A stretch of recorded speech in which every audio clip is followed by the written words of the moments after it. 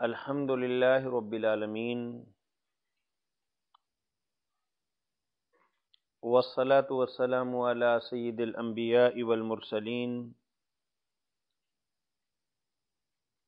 وعلی آلہ واصحابہ ومن تبعہم بإحسان الی یوم الدین۔ اعوذ باللہ من الشیطان الرجیم، بسم اللہ الرحمن الرحیم۔ چوتھا پارہ، سورہ النساء اور آیت نمبر 4۔ وَآتُوا النِّسَاءَ صَدُقَاتِهِنَّ نِحْلَةً فَإِن طِبْنَ لَكُمْ عَن شَيْءٍ مِّنْهُ نَفْسًا فَكُلُوهُ هَنِيئًا مَرِيئًا وَلَا تُؤْتُوا السُّفَهَاءَ أَمْوَالَكُمُ الَّتِي جَعَلَ اللَّهُ لَكُمْ قِيَامًا وَارْزُقُوهُمْ فِيهَا وَاكْسُوهُمْ وَقُولُوا لَهُمْ قَوْلًا مَّعْرُوفًا وَابْتَلُوا الْيَتَامَى حَتَّى إِذَا بَلَغُوا النِّكَاحَ فَإِنْ آنَسْتُم مِّنْهُمْ رُشْدًا فَادْفَعُوا إِلَيْهِمْ أَمْوَالَهُمْ وَلَا تَأْكُلُوهَا إِسْرَافًا وَبِدَارًا أَن يَكْبَرُوا وَمَنْ كَانَ غَنِيًّا فَلْيَسْتَعْفِفْ وَمَنْ كَانَ فَقِيرًا فَلْيَأْكُلْ بِالْمَعْرُوفِ فَإِذَا دَفَعْتُمْ إِلَيْهِمْ أَمْوَالَهُمْ فَأَشْهِدُوا عَلَيْهِمْ وَكَفَى بِاللَّهِ حَسِيبًا۔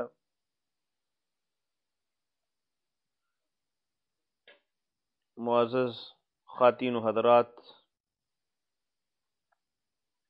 سورہ نساء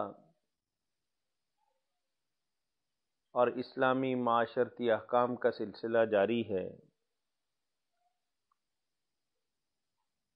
پچھلی 2-3 آیات مبارکہ کے اندر آپ نے دیکھا کہ اللہ وحدہ لا شریک نے وحدت انسانیت کی بات کی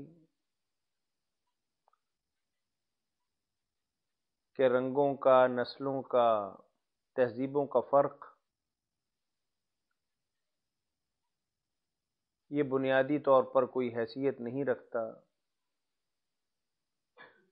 کیونکہ حضرت انسان کی اصل تو ایک ہی ہے اور وہ آدم علیہ السلام کی اولاد ہیں۔ انہی سے یہ سارا خاندان بڑھتے بڑھتے آج اربوں انسانوں کی شکل اختیار کر گیا ہے۔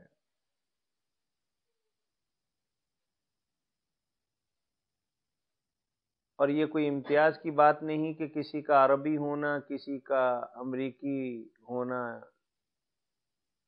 یا کسی کا گورا چٹا ہونا۔ یہ اسلام اس طرح کی تمام تر تفریقات کی نفی کرنے کے لیے آیا ہے۔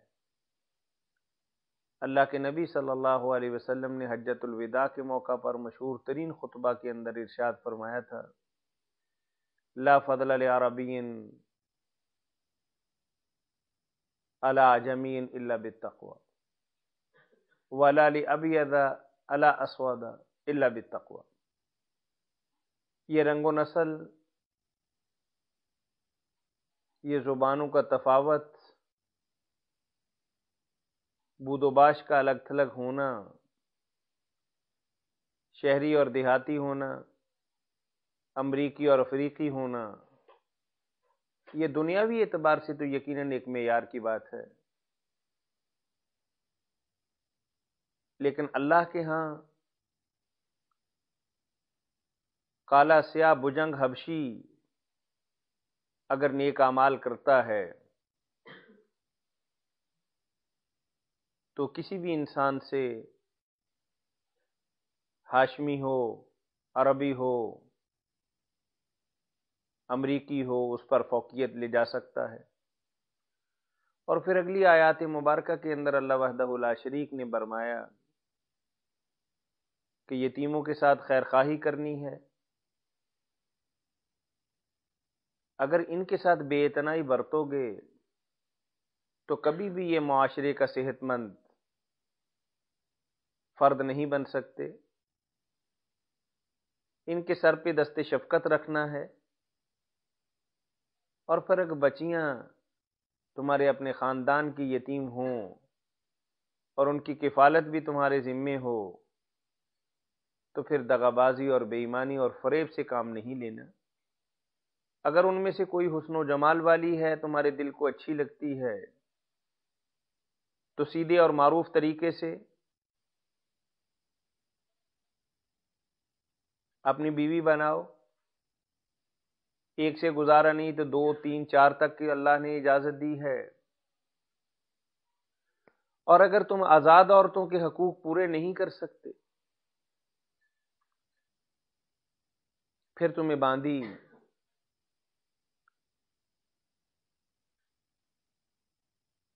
کے ساتھ اپنے تعلقات استوار کرنے کی اسلام اجازت دیتا۔ اور باندیوں کا ایک تصور کہ اسلام غلامی کو پروجیکٹ کرتا تھا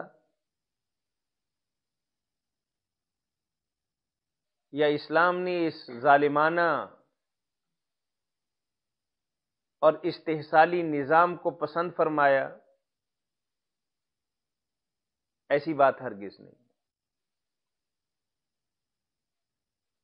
جب اسلام معرض وجود کے اندر آیا آج سے 1500 برس پہلے، تو کیا اللہ کے نبی صلی اللہ علیہ وسلم کے پیغمبر اور رسول بننے سے پہلے معاشرے کے اندر غلاموں کا چال چلن اور تصور نہیں تھا؟ کیا وہ بیچے اور خریدے نہیں جاتے تھے؟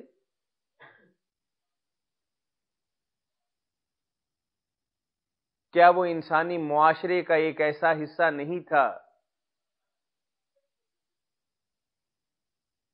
کہ جس کی بیع و شراء کو، لین دین کو اور ان سے بگار لینے کو جائز سمجھا جاتا تھا؟ اسلام جب آیا تو اسلام اپنے طور پر تو اس رسم کو نہیں ختم کر سکتا تھا، کیوں تو پوری دنیا کے اندر اور معاشرے کے اندر پھیلی ہوئی ایک بات تھی۔ اگر اسلام یک طرفہ طور پر اس برائی کو اور استحصالی نظام کو ختم کرنے کی کوشش کرتا تو کبھی کامیاب نہ ہوتا۔ کسی جنگ کے اندر مسلمان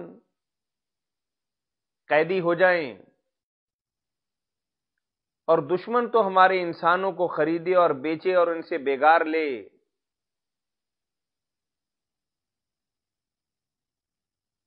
اور اہل اسلام اس کو چھوڑتے چلے جائیں، دنیا میں کبھی ایسی ناانصافی نہیں ہوئی۔ قیدیوں کا تبادلہ ہو سکتا ہے، فدیہ دے کر چھوڑے جا سکتے ہیں، اپنے بندوں کے بدل کے اندر ان کے آدمی چھوڑے جا سکتے ہیں، چونکہ ایک معاشرے کے اندر رہتے ہوئے اسلام اپنی مرضی سے اور اپنی طرف سے پورے معاشرے کی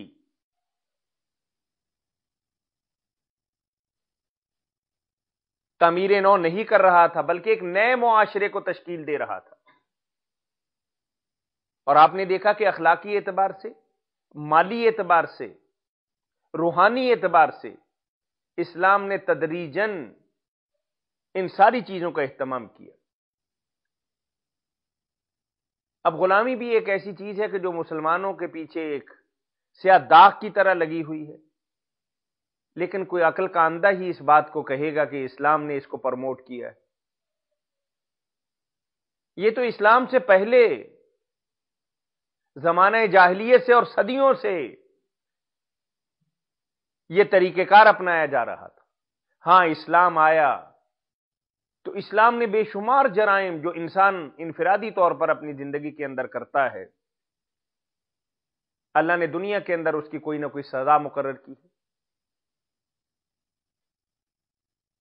اور اس سزا کے طور پر اس غلامی کو کم کرنے کی بے شمار تدبیریں۔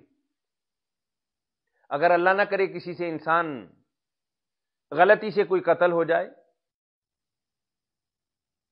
تو سب سے پہلی بات یہ ہے کہ کسی غلام کو آزاد کرے۔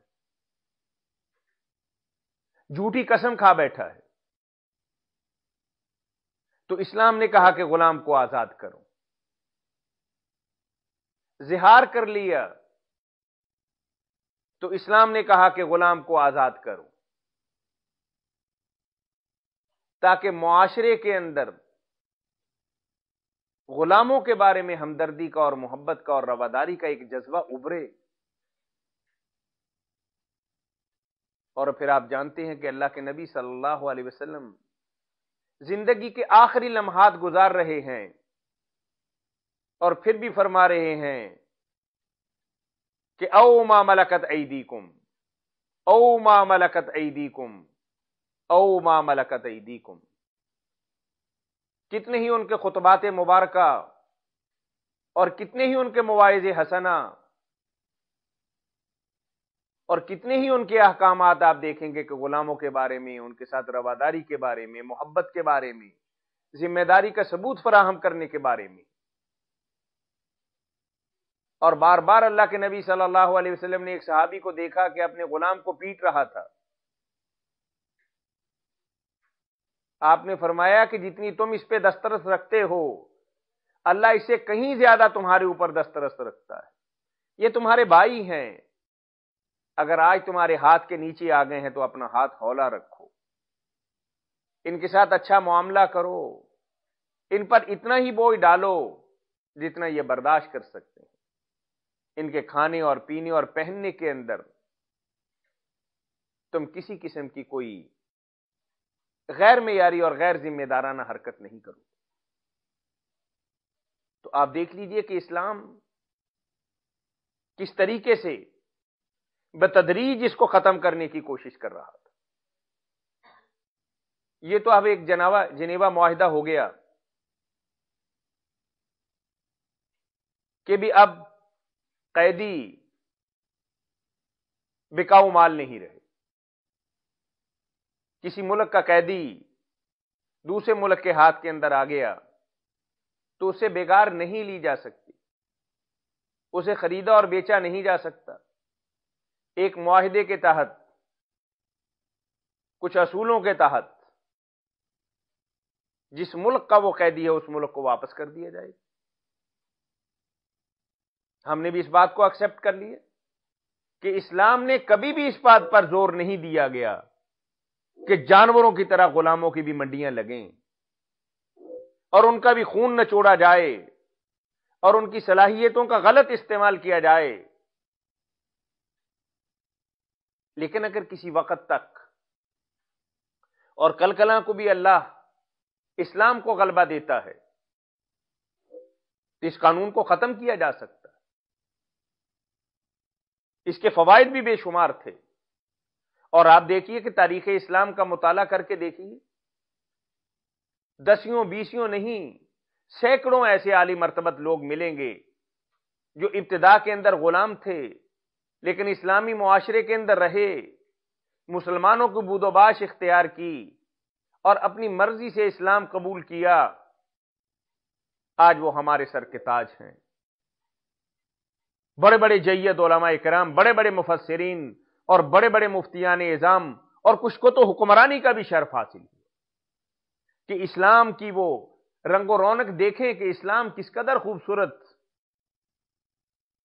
دین ہے کہ جو جانوروں تک کے حقوق کا خیال رکھتا ہے۔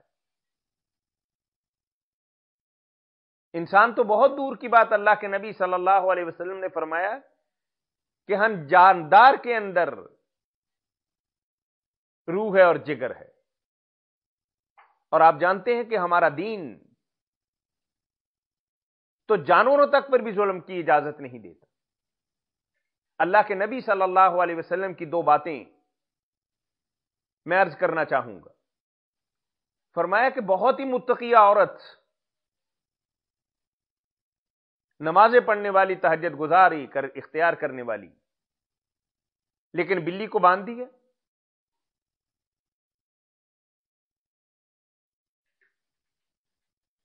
اور جسے باندھ دیا جائے اور کھانے پینے کے لیے کچھ نہ دیا جائے تو کب تک زندہ رہ سکتا ہے؟ مر گئی۔